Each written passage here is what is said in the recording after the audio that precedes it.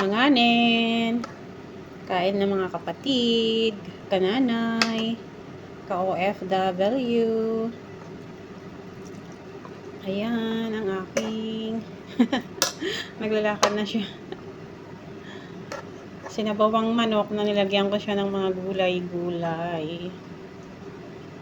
Ayan. Tapos yung ginamit kong pinagkuluan na tubig or water niya is yung